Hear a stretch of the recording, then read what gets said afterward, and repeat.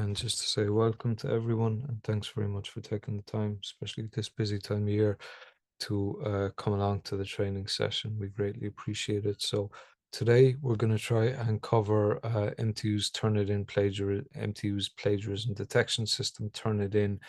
It'll be something of a whistle-stop tour of Turnitin, but hopefully it'll be of some use. And we'll also try and talk a bit about some kind of tangential issues like generative AI and how that can maybe impact on assessment. It's a very complicated area, so it's not something that we're going to solve in the 30 minutes or so that we have here on a Tuesday afternoon late in the semester.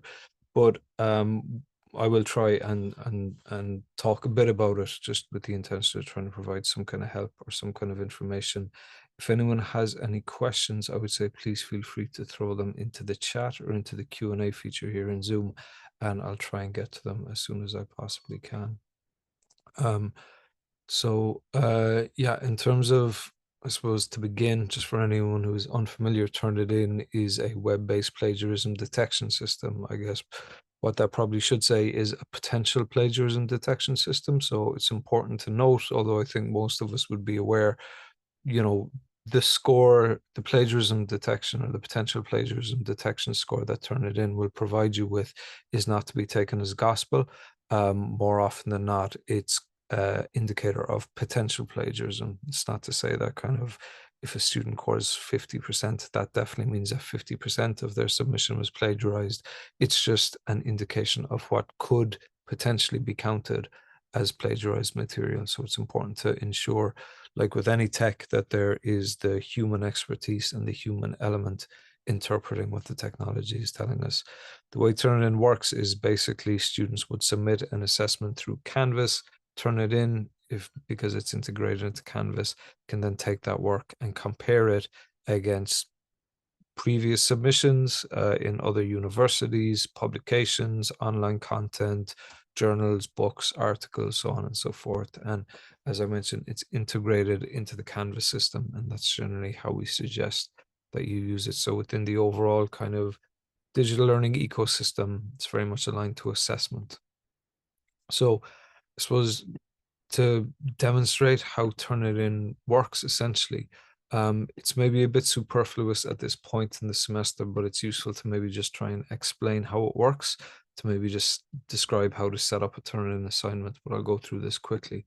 So the process for that is you go into your Canvas module, you go into the assignment section, and you click on the blue assignment button up here.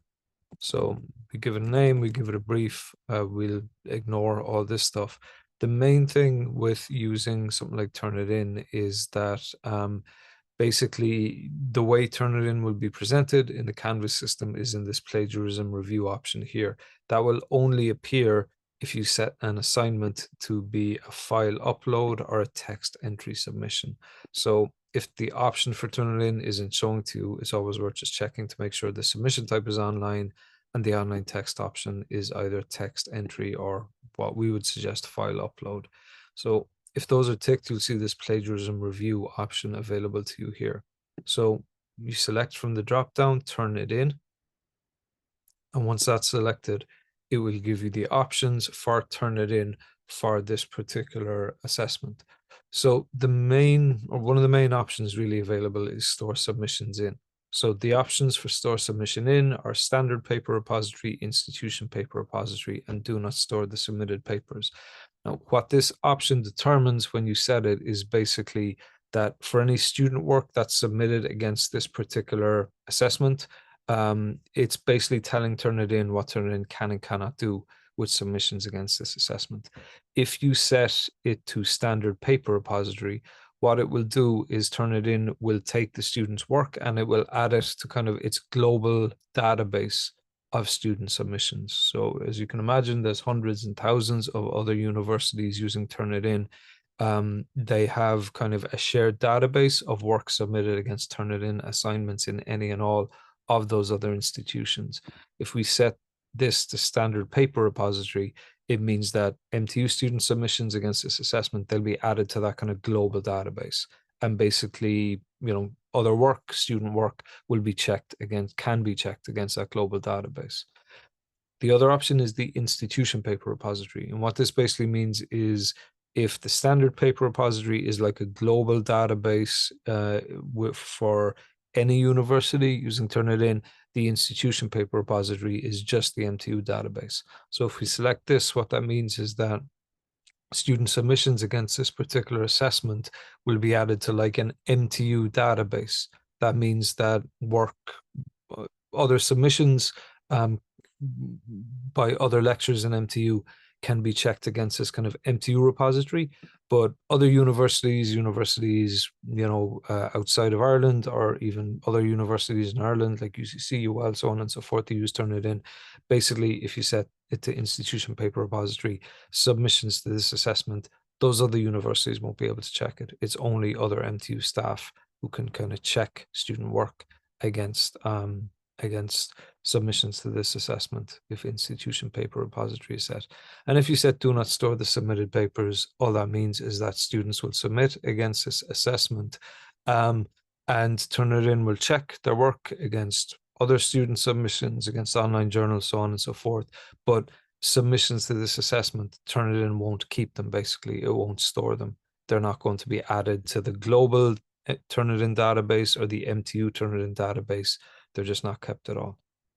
So what you set there or what you select there is really up to your own preference, and maybe no harm as well to, if you want to determine with your students what they're comfortable with their work being submitted against. But again, it's your decision in the end. Compare submissions against then basically determines what submissions to this particular assessment, what Turnitin will compare them against. So again, the student repository would refer to the kind of global kind of Turnitin database. The institutional repository would be the MTU database. Website content is anything online, and periodicals, journals, and publications are pretty much what they say there. So generally, for the most part, we would recommend ticking all of these boxes to be as thorough as possible. There are some options in terms of the similarity report. I would say you don't really need to worry too much about these, because there's something they are things which are adjustable within the analysis report. So it's not the case that you need to kind of, if you set these here, that you won't be able to kind of change them afterwards. The other important option, which I would say, is when you show the report to students. So with this, you can show the report to students immediately. So they submit against this assessment, and then the second Turnitin is done generating the comparison or the analysis report, students will be able to see that. So that essentially they'll be able to see, okay, 44% of your submission to this assessment is showing up as plagiarized. Alternatively, you can show the report to students only after the assignment is graded, so only after you have marked it, after the due date, which is set in Canvas, or never at all. So the main kind of difference that this makes is it's essentially a binary option. You either show it to students immediately, or else you show it to them one of the other three options.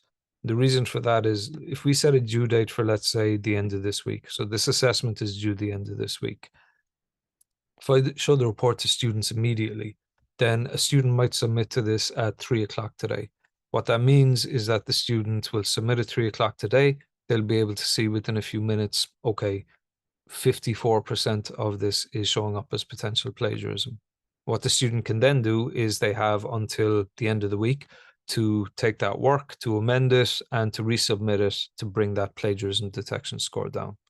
Alternatively, if I set this option, show report to students, after it's graded, after the due date, or never at all, what that means is that the student will submit, let's say again, at 3 o'clock today, but they won't get any indication until after the report is graded, after the due date, or if ever at all, as to how much of their assessment is showing up as plagiarized material.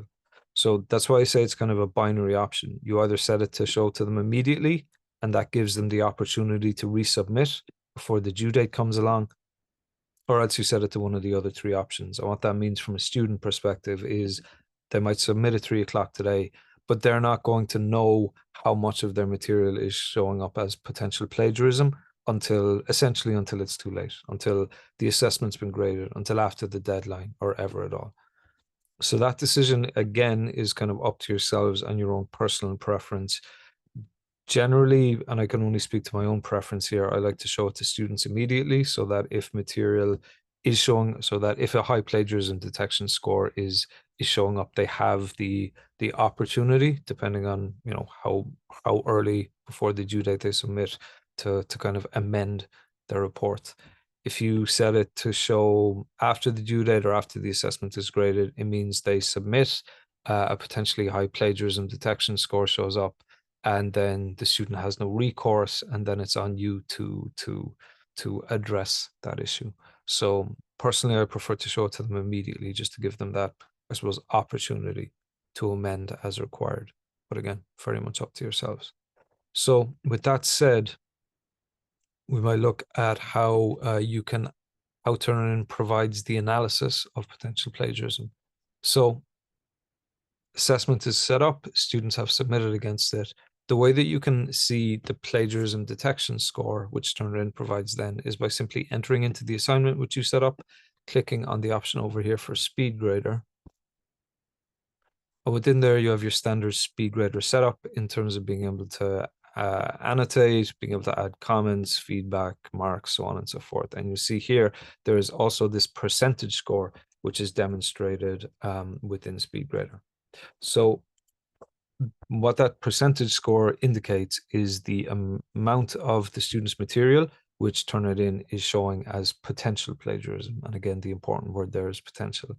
To get a more in-depth look at that, what you can do is you can very simply click on the percentage score. And what that will do is it will open up the Turnitin, the Turnitin analysis report.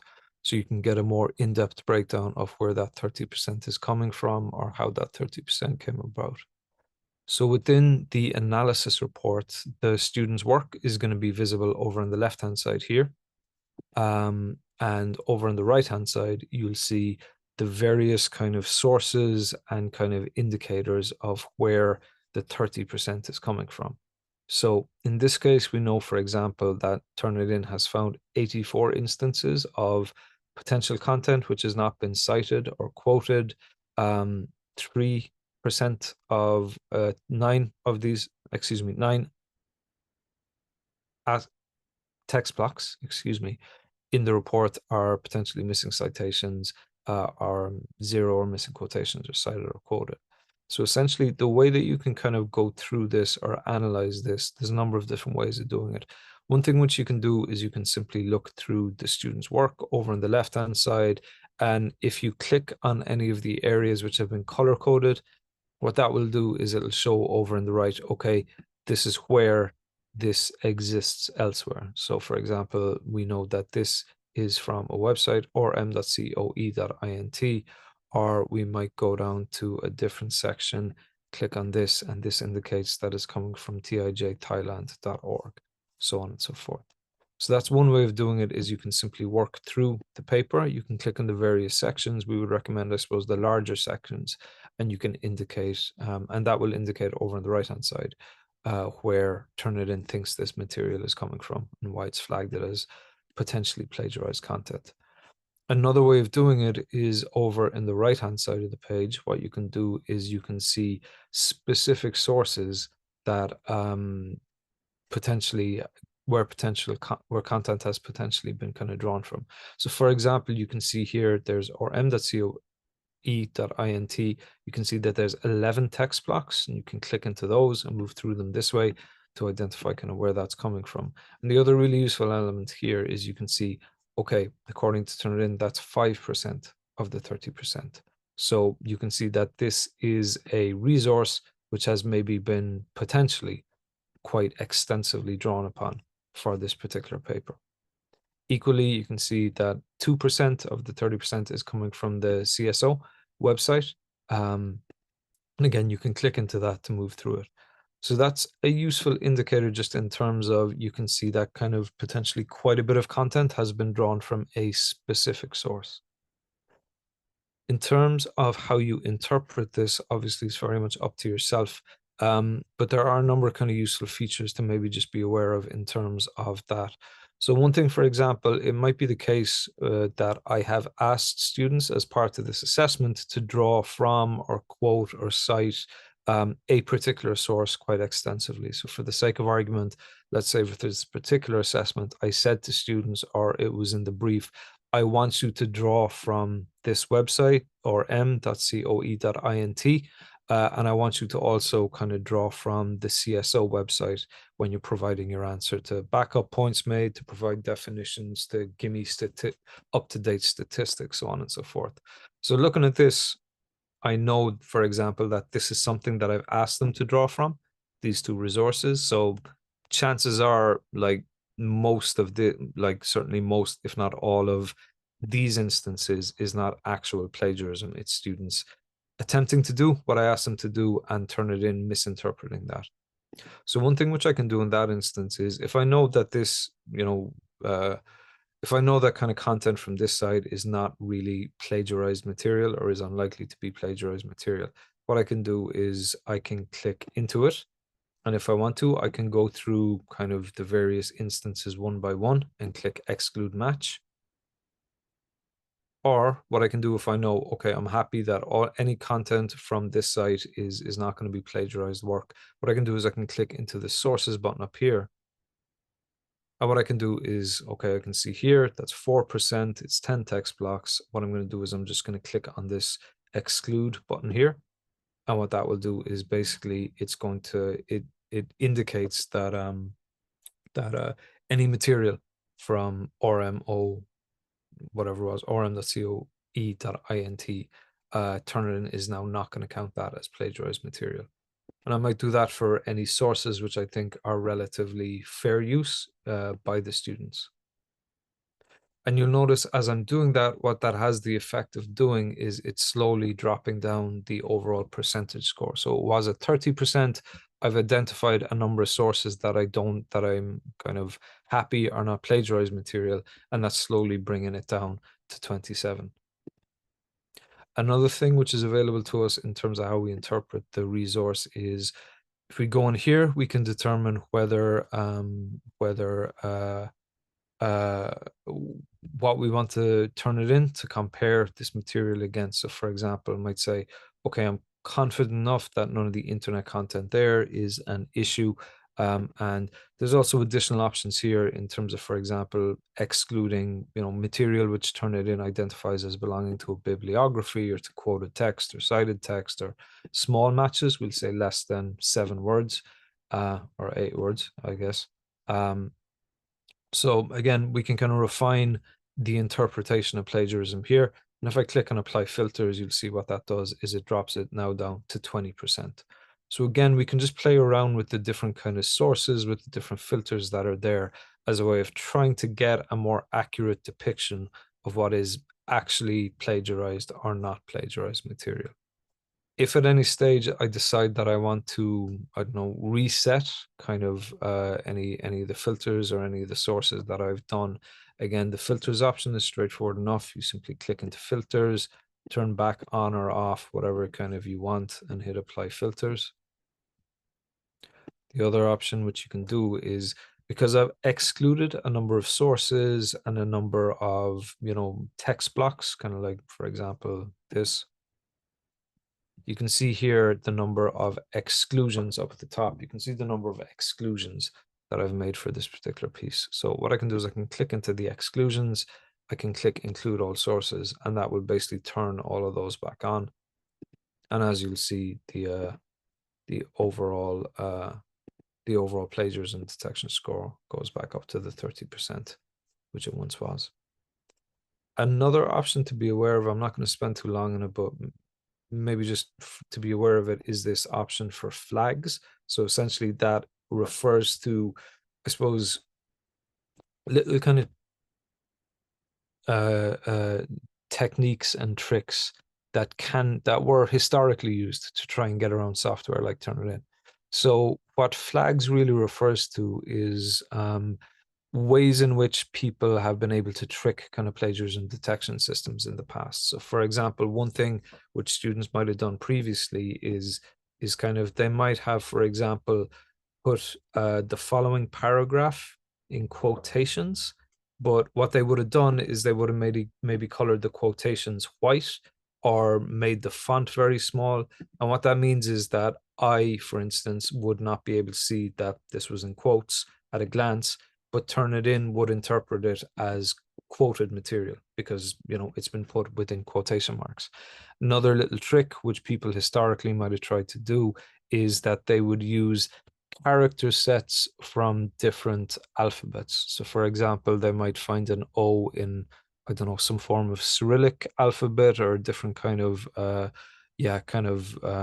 set of characters available, and they would replace the O's, which are in English, with the O's in that language. And what that does is essentially it Turnitin doesn't recognize material as plagiarized in that instance because it's comparing, I suppose, the Roman alphabet, which which is used on a particular website, against this kind of mix of Roman and other kind of alphabets, which is being presented in the piece. You don't really need to worry about that too much. It's maybe just to make you aware of it, that kind of this flags option is will show up any use of hidden text or suspicious characters or things like that.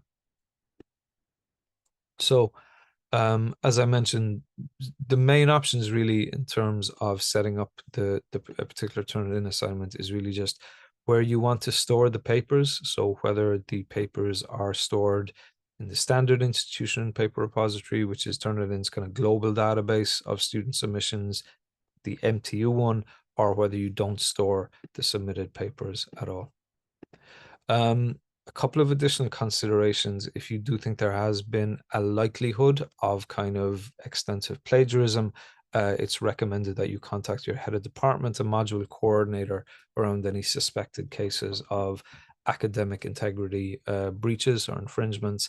And there is the academic honesty and integrity policy, which is available at that URL.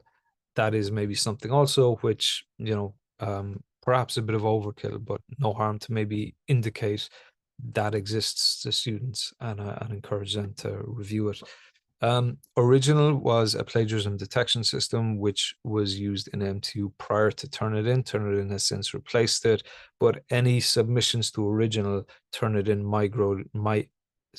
any submissions to MTU's original account, Turnitin has migrated those to MTU's institutional paper repository, so to MTU's the MTU database of student submissions.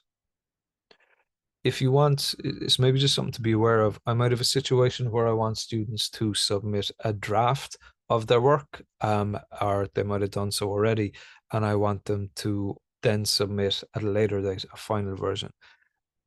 Why this can be difficult is a situation can happen where if you don't set up Turnitin correctly for the assessment, students will submit a draft, which is grand, and then when they submit the final paper for every student will show up as 100% plagiarism or close to, because Turnitin is comparing their draft submission to their final submission, if that makes sense. And naturally, there'll be a lot of overlap and repeating content, so that can kind of throw things out of whack.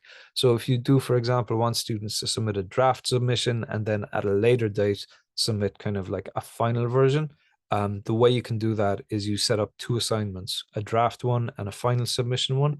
And for the draft one, you very simply do not store the submitted paper. You can store the submitted paper for the final one, but for a draft one, if you set it up this way, it just means that students will submit. Turnitin isn't going to hang on to their papers. It's not going to keep it in the MTU repository or global repository, and you show the report to students immediately so that they can see the final feeds, the plagiarism detection score. And then for the final assessment or their final submission, you can change this to whatever you want because it's not really going to make a difference. So in terms of generative AI detection, which we're aware is kind of obviously a big issue worldwide in all forms of higher education at the moment, there is no clear guarantees that plagiarism detection tools, that any plagiarism detection tool will definitely capture instances of Gen AI content So content development with ChatGPT, there is no guarantee that Turnitin or any other system like Turnitin will catch that content with any certainty. And there's a range of research which kind of really does indicate that this is the case. Um, there is also an element, I know kind of some people would have asked us previously about, well, maybe some other competitor or some alternative to Turnitin will be able to crack that particular code. And I suppose obviously we're always keeping an eye out and testing and trying to examine kind of additional software or other software which might do that. But I suppose it is worth considering just in practical terms. Turnitin has something of a monopoly on the whole area of plagiarism detection. It is by far and away the most popular software for plagiarism detection worldwide. And if Turnitin, with all their resources, with their monopoly, with all their money, can't kind of uh, catch GenAI or kind of can't work out how to catch GenAI developed content, it is unlikely that someone somewhere is going to do what they cannot. Why is it so hard to catch Gen AI developed content developed with the likes of ChatGPT or Claude or so on and so forth? There's a lot of reasons. Advanced prompt engineering, so these systems can be used to develop very specific kind of content.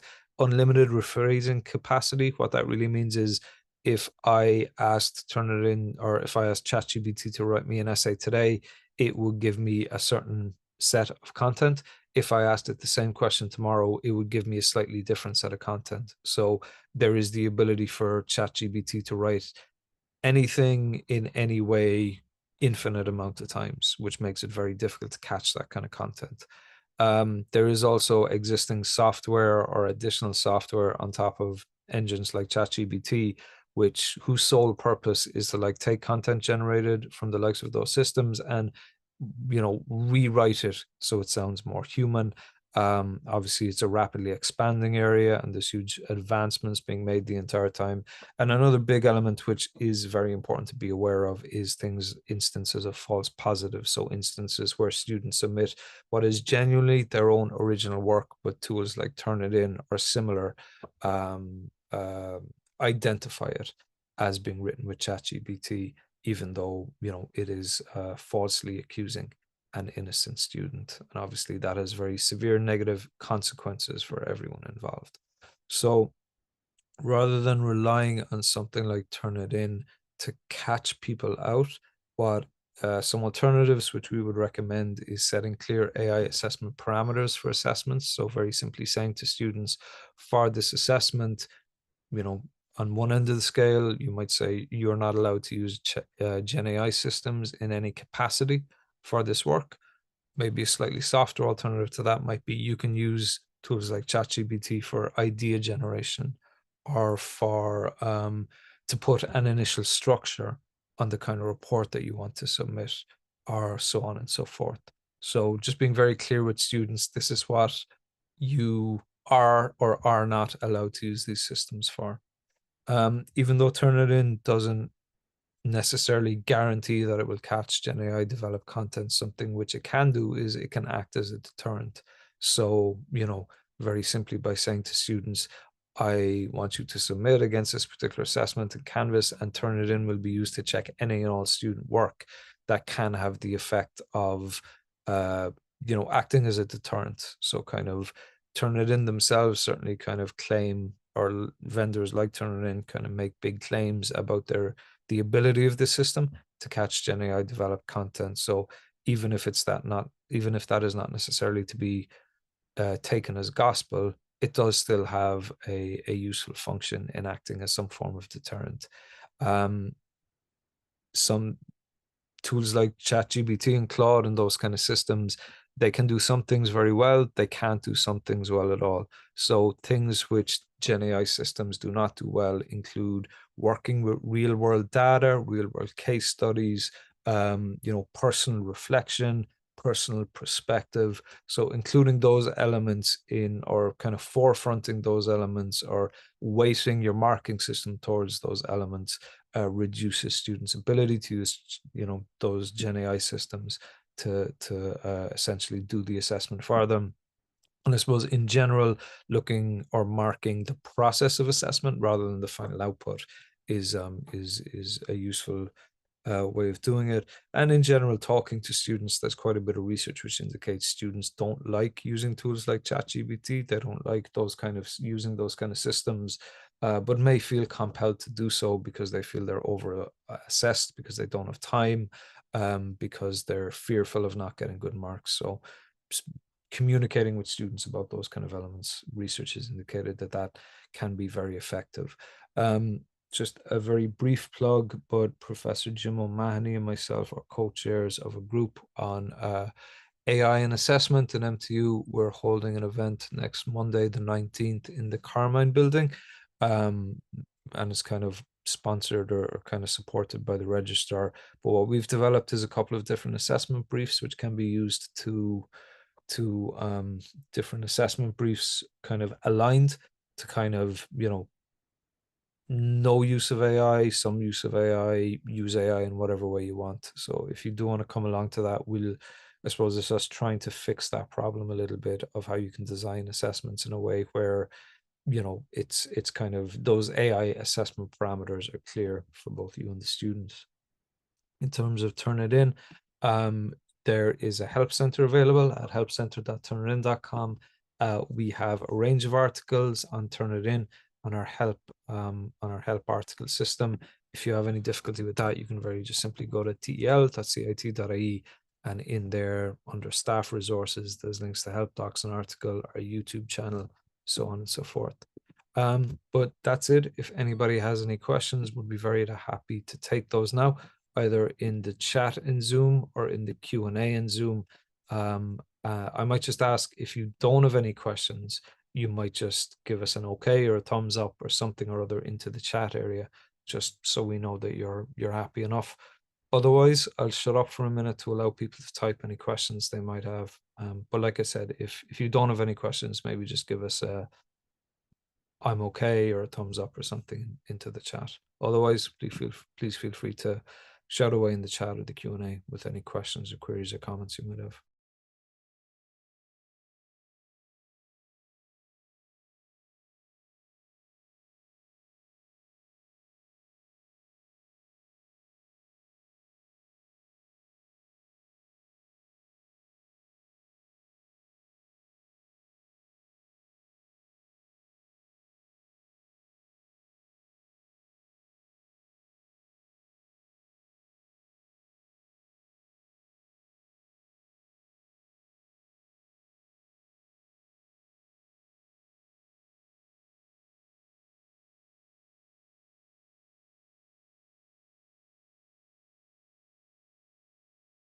So Caroline is a good question. Does MTU require us to use the standard or institutional repository from Turnitin? It's entirely up to yourself, Caroline, I think is the answer there. So it is whatever you and or the students are comfortable with. In terms of, I suppose, analysis, I would say, sorry, I'll just go back to Canvas. In terms of what students submit to, like whether students, when you're setting up the assessment, whether students submit to the standard repository and the institutional repository is entirely up to yourself. We generally recommend comparing some student submissions against all those 4 items. But yeah, whether student submissions go to the standard one or the institutional one, or to don't go to Turnitin at all, it's entirely up to yourself.